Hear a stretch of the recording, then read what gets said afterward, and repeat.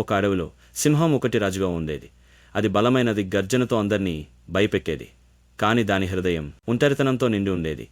ఎవరూ సింహంతో స్నేహం చేయలేదు, ఎందుకంటే అందరూ దాని బలానికి భయపడేవారు.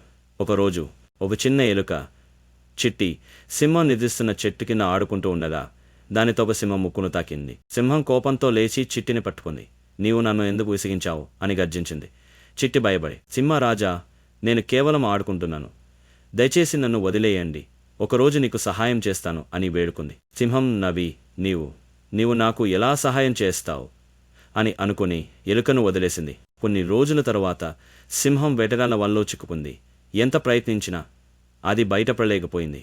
దాని గర్జనలు అడవంతా వినిపించాయి. చిట్టి ఆ శబ్దం విని సింహం దగ్గరకు వచ్చింది. భయపడకు రాజా, నేను నీకు సహాయం చేస్తాను అని చెప్పి తన చిన్న దంతాలతో వాళ్ళను కొరికి సింహాన్ని విడిపించింది. సింహం ఆశ్చర్యపోయి, నీవు నా ప్రాణాలను రక్షించావు చిట్టి, నీ చిన్న హృదయంలో గొప్ప ధైర్యం ఉంది అని చెప్పింది. అప్పటి నుండి సింహం మరియు చిట్టి గొప్ప స్నేహితులయ్యారు. సింహం ఇప్పుడు అడవిలో దయతో పాలించింది మరియు చిట్టి దాని పక్కన ఎల్లప్పుడూ ఉండేది. నీతి, దయ మరియు స్నేహం బలం కంటే శక్తివంతమైనవి. చిన్నవారైన గొప్ప మార్పు తీసుకొస్తారు.